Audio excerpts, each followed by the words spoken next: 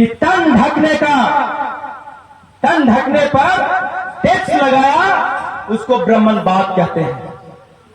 शोषण जुर्म करके तन ढकने पर भी, शरीर ढकने पर भी टैक्स लगाया, उसको ब्राह्मणवाद कहते हैं। और नंगा को देख के नंगा हो गया, उसको गांधीवाद कहते हैं। और जो नंगा को देख के suit boot tie belt coat में पहना करके लाया, उसको अम्बेडकरवाद कहते हैं, उसको अम्बेडकरवाद कहते हैं। इस चीज को समझ जी। आज इस सुदूर गांव करियात में अम्बेडकर संघर्ष मोर्चा द्वारा आयोजित विश्व विभूति बोधिसत्व बाबा साहब डॉक्टर बी.आर. अम्बेडकर एवं उनको गुरु मानने जिनको उनका संयुक्त रूप से ज्योतिबा फूले की जयंती का आयोजन इस गांव में किया गया है। इस मौके पर मंच पे मौजूद हैं इस क्षेत्र के लोकप्रिय विधायक रंजीत यादव जी, मंच पे मौजूद हैं सुधीर सर जी और पंचम लाल जी, यहाँ पे मौजूद है रामबालक जी। और यहाँ पे जहां तक हमारी आवाज जा रही है, आप तमाम माताएं, बहनें, भाइयों, सहपाठियों, बुजुर्गों, आप सभी को मैं अपनी ओर से और अम्बेडकर संघर्ष मोर्चा गया जिला कमेटी की ओर से इस मौके पर हार्दिक अभिनंदन करता हूं, स्वागत करता हूं और जय भीम, जय मंडल, जय संविधान अर्पित करता हूं। साथियों, जिस दौर में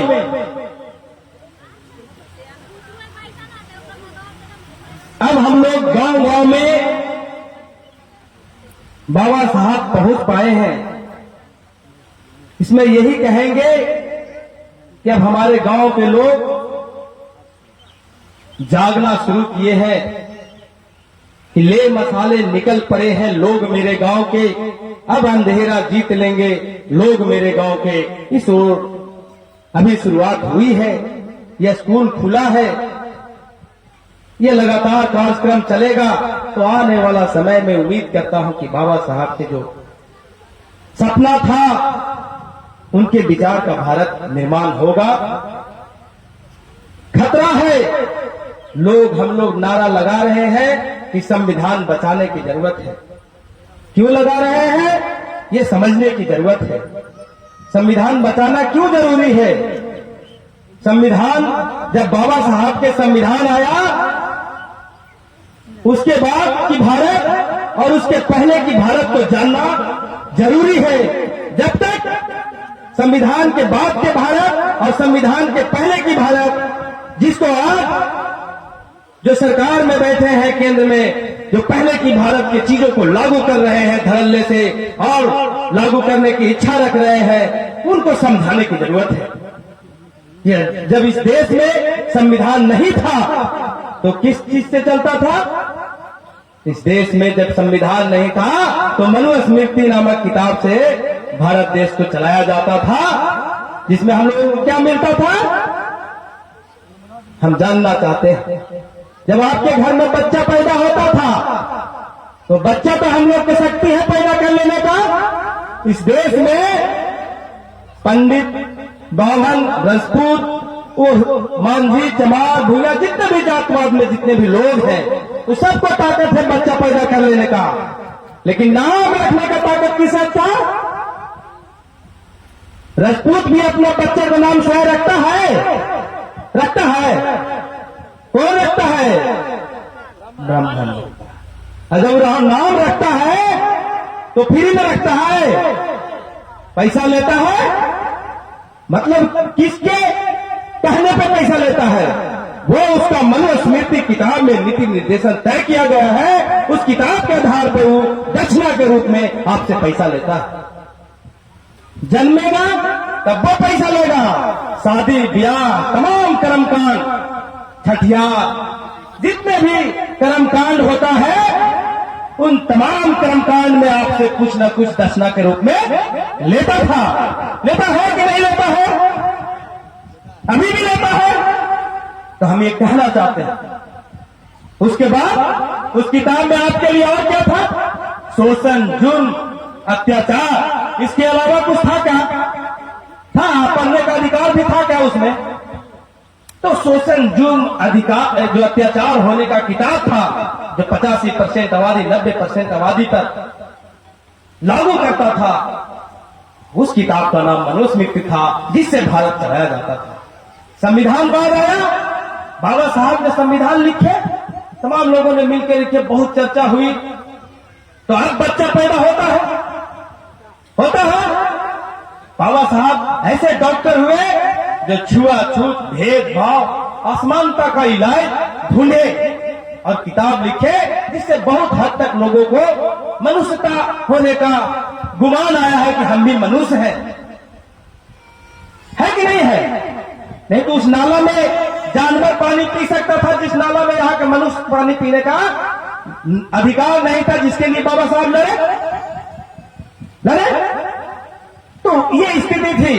तो जब इनका संविधान आया तो आज मेडिकल में बच्चा पैदा होता है, मैक्सिमम बच्चे, उनके लिए एम्बुलेंस आता है। तो पैसा लेता होगा। भ्रष्टा के जो भेद चढ़ गया चीज है, उसके लिए लड़ना होगा। लेकिन संविधान में निर्देश थोड़ी देता है कि पैसा लो। जब बच्चा पैदा लेता है तो आपको सरकार के खजाने से कुछ न कुछ दक्षिणा के रूप में मिलता है। क्यों मिलता है? कि उसका बच्चा का विकास में वो राशि सहयोग करे। मतलब एक तरफ मनुवाद, आपका बच्चा जन्म लेता था, उसको नाम रखने या जन्माने के बाद तो दक्षिणा के रूप में उसको कुछ न कुछ चढ़ावा देना पड़ता था। और एक तरफ जब संविधान आया तो आपका बच्चा जन्म लेता है तो आपको कुछ न कुछ दक्षिणा के रूप में आप ही को मिलता है, जिससे आपका विकास की गति तय होती है। तो ये कैसे मिला? इसलिए मिला कि बाबा साहब ने ये प्रावधान भारत के संविधान में किए, तब से शुरू हुआ। तो बाबा साहब को पता था कि हमारे लोग बच्चा तो पैदा कर लेंगे, लेकिन उनकी इतनी सलाहियत नहीं है। इस तरीके से दबाए गए हैं, सताए गए हैं कि स्वयं में उसकी सलाहियत नहीं है कि बच्चों को सही ढंग से पौष्टिक आहार, तमाम चीज मुहैया करा के उसको विकास का गति दे सके। इसलिए उसके लालन पालन की भी व्यवस्था बाबा साहब ने भारत के संविधान के माध्यम से भारत के सरकार के खजाने से करवाने का काम किया। करवाए कि नहीं करवाए? उसके बाद बच्चा बड़ा होता है। जब बच्चा बड़ा होता है तो शिक्षा की जरूरत होती है। समझे कि बच्चा पैदा ले लेगा, बगैर पढ़े लिखेगा नहीं तो इनका नारा तो कामयाब होगा नहीं। शिक्षित बनो, शिक्षित करो, संगठित करो, संघर्ष करो, ये नारा तो असफल हो जाएगा। तो जब शिक्षित करो की बात जब समझे तो उन्होंने पहला क्लास से मतलब 6 वर्ष से 14 वर्ष तक के बच्चों को, तमाम भारत के बच्चों को, जाति से चाहे चमार हो, भैया हो, अहीर हो, ग्वार, हिंदू, मुसलमान, जो भी हो, सबके लिए उन्होंने ये प्रोविजन किया कि सबका बच्चा का फ्री एजुकेशन मुहैया होता है सरकारी संस्थानों में, जिसको नष्ट करने पर तुला हुआ ये सरकार। जब हमारे बच्चे पढ़ने लगे, आगे बढ़ने लगे, तो वो तमाम चीजें अभी बता रहे थे, नई शिक्षा नीति, जिसको एक्सप्लेन करना, उसको समझना जरूरी है। तो वो चाहते थे कि बच्चा को विकास के लिए शिक्षा जरूरी है, उसके लिए फ्री एजुकेशन की व्यवस्था किए।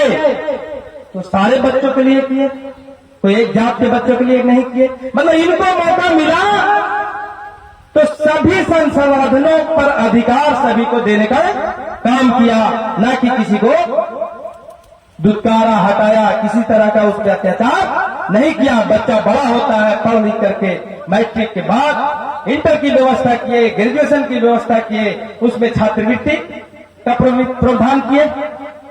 छात्रवृत्ति मिला, बहुत सारे बच्चे छात्रवृत्ति जितना एजुकेशन में लगता था उससे ज्यादा छात्रवृत्ति के माध्यम से उनको लौट जाता था, जिससे बच्चे और आगे की पढ़ाई कर पाते थे।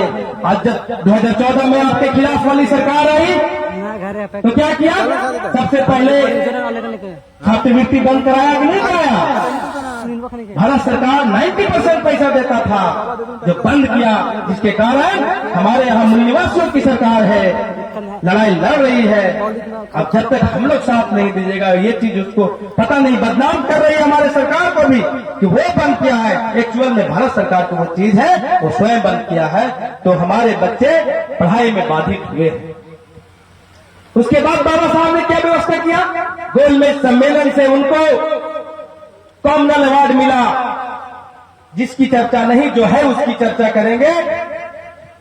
कॉमनवेल्थ अवार्ड मिला, लेकिन यहां पर आने के बाद उनको बहुत गुत्थम गुत्थी होने के बाद उसमें से आरक्षण निकल के आया, तो आरक्षण के माध्यम से उन्होंने नौकरी भी मुहैया करवाने का काम किया।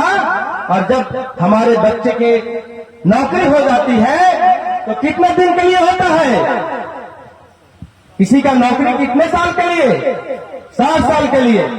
मतलब बाबा साहब संविधान के माध्यम से, पहले क्या था कि बच्चा जन्म लेता था तो बड़ा बच्चा को गंगा में दान देने की भी प्रथा था, यहाँ था कि नहीं था? बड़ी बच्ची को मंदिर में दान ले लिया जाता था। लेकिन आज अगर उसकी मां चाह ले, बच्चा जन्म हुआ आधा घंटा 10 मिनट के बाद चाह ले कि हम उस बच्चा को मार दें, तो मार पाएगी? इसलिए कि 302 का खतरा मंडरा रहा है। अगर मार देगी तो बाबा साहब के संविधान में वो उसके ऊपर लिखा हुआ है, जिसके माध्यम से उसको सजा मिल जाएगा। मतलब उस बच्चा के जीवन की सुरक्षा की गारंटी जन्म के बाद बाबा साहब ने संविधान में किया। और 7 साल तक जब नौकरी लग जाता है तो 7 साल की गारंटी हुई। 7 साल के बाद कमाना बंद, तो जब कमाइएगा नहीं तो पैसा आएगा नहीं। और जो आदमी कमाता है उसको पैसा आना बंद हो जाएगा तो मर जाएगा कि नहीं मर जाएगा? तो स्वतः मर जाएगा। तो बाबा साहब समझे कि बूढ़ा कमाता भला न हो, लेकिन मरना नहीं चाहिए, किसी भी सूरत में मरना नहीं चाहिए। इसलिए उन्होंने पेंशन की भी व्यवस्था किया कि तमाम उम्र आपको पेंशन मिलेगा, और उसके बाद उसकी पत्नी को भी पेंशन की व्यवस्था की संविधान में किया। और एक बहुत असमानता के खिलाफ तमाम लड़ाई में एक चीज उन्होंने किया, जिसके कारण आप आज मुखिया, मुख्यमंत्री, विधायक जी बैठे हुए हैं, जिसके कारण बन पा रहे हैं। राजतंत्र को लोकतंत्र में बदल दिया और सबको अधिकार बराबर कर दिया राजनीतिक रूप से। वो क्या है? मताधिकार, वोट का अधिकार जो उन्होंने दिया, वो बेटा बेटी से भी कीमती है कि नहीं है? इसी चीज को समझना है। एक साल में अगर एक बेटा खराब हो जाए, बर्बाद हो जाए, तो दूसरा साल पैदा किया जा सकता है कि नहीं किया जा सकता है? तीसरा साल भी पैदा किया जा सकता है। मतलब 5 साल में 4 बच्चे पैदा किया जा सकता है। लेकिन 5 साल में अगर किसी खराब आदमी को, बेगर वैचारिक आदमी को, जो आपके ऊपर संघर्ष, आपके लड़ाई में शामिल नहीं हो रहा है, आपके ऊपर शोषण करने वाला आदमी को अगर आप वोट दे दीजिएगा, तो 5 साल के पहले कोई इलाज है? तो मतलब बाल बच्चा से भी कीमती वोट है कि नहीं है? तो 2024 कितना नजदीक है। एक तरफ आपका छात्रवृत्ति बंद करने वाला है, एक तरफ आपका केवल मंदिर बनाने वाला है, जिसमें आपका केवल घंटा बजाने के अलावा कोई अधिकार नहीं दे रहा है, वो है। और एक तरफ जो लड़ाई लड़ेंगे वो आपको छात्रवृत्ति दिलाने से लेकर तमाम चीज दिलाने की लड़ाई, मंडल कमीशन, जातीय जनगणना की लड़ाई लड़ने वाले हैं, जिससे आपको लाभान्वित होना है। उन तमाम चीजों को समझ करके आपसे निवेदन है कि 2024 में वैसे लोगों को नहीं उखाड़ के फेंकिएगा, तो उम्मीद करना मुश्किल है 2024 के बाद का भारत संविधानवाद का होगा कि मनुस्मृतिवाद का होगा। ये आप पर जिम्मेवारी है कि आप अपने बच्चों के लिए संविधान को मजबूत कीजिएगा कि मनुस्मृति को मजबूत कीजिएगा। यह आपकी जिम्मेवारी है। इसलिए तमाम यहाँ पे आए हुए माताएं, बहनें, सबसे हम ये निवेदन करते हैं कि इस चीज को समझिए। एक चीज और कहते हैं कि तन ढकने पर टैक्स लगाया, उसको ब्राह्मणवाद कहते हैं। शोषण जुर्म करके तन ढकने पर भी, शरीर ढकने पर भी टैक्स लगाया, उसको ब्राह्मणवाद कहते हैं। और नंगा को देख के नंगा हो गया, उसको गांधीवाद कहते हैं। और जो नंगा को देख के suit boot tie belt coat में पहना करके लाया, उसको अम्बेडकरवाद कहते हैं, उसको अम्बेडकरवाद कहते हैं। इस चीज को समझना है। आप नंगे को देख करके नंगा होकर के घूमना चाहते हैं, या नंगे को उसको कपड़ा दे करके उसको बाबा साहब जैसे सूट बूट वाला बनाना चाहते हैं, वो आप पे निर्भर करता है। इसलिए हम आपको बताना चाहते हैं, इस देश में एक तरफ जय भीम का नारा अभी हम लोग मजबूत कर रहे हैं, एक तरफ भैया जय श्री राम। ईद का मौका था, हमारे माननीय विधायक जी काफी सारे लोग दिए बधाई। तो इन लोगों से टच नहीं होता, लेकिन हम लोगों से टच में आ जाते हैं कि भैया उसके खिलाफ देते हैं, उसके तो मुसलमाने हो जाते हैं। हम लोग बोले मोटा मोटी भैया कि अगर जय श्री राम कहने मात्र से धर्म की रक्षा होती है, तो उससे बेहतर हम लोग हैं कि कम से कम रामचंद्र राम लगाते हैं, सुरेश राम लगाते हैं, राम आगे भी लगाते हैं और राम पीछे भी लगाते हैं। हम इतना आदर्श मानते हैं। अब आप खाली जय श्री राम के नारा तलवार के दम पर बुलाना चाहते हैं। तो हम आप लोग को कहना चाहते हैं कि अगर उस मंदिर में हमारे लिए कोई जगह, भगवान का भी निर्देश है कि हम लोग मंदिर जाते हैं और पैसा चढ़ाते हैं, जबकि भगवान को कोई पैसा से कोई मतलब नहीं है। जो हमेशा देता है आपको, वो आपसे पैसा लेगा, जो बिचौलिया है वही लेता है। इसलिए हम आपसे एक निवेदन करेंगे कि आज के बाद मंदिर जाइएगा, लेकिन जो नोट है उसको समझ लीजिए कि जो नोट 10 रुपया के आप चढ़ाते हैं, वो कहां कहां से घूम करके जाता है। वो आपके यहां बगल में बाजार लगता होगा, बलमुआ चौक के मार्केट में भी जाता है कि नहीं जाता है? वही अत्याचारी बलात्कारी कोठा पर भी वो जाता है, वही गोश्त बेचने वाला कोई अकरम कौशल के यहां भी जाता है। और वही चीज अगर हम लोग मंदिर में चढ़ाते हैं सब दिन हम लोग, कोई पंडित ब्राह्मण चढ़ाता तो नहीं है, तो चढ़ाते हैं हमने, तो भगवान हम पर गुस्सा करेगा कि आशीर्वाद देगा? गुस्सा करेगा? तो आज तक गोसाइले न है। जिस दिन हम लोग केवल और केवल फूल चढ़ाना शुरू करेंगे, तो हम भी ब्राह्मण जैसा मजबूत होना शुरू कर देंगे, ऐसा उम्मीद करते हैं। आप मंदिर जाइए और केवल केवल फूल चढ़ाइए।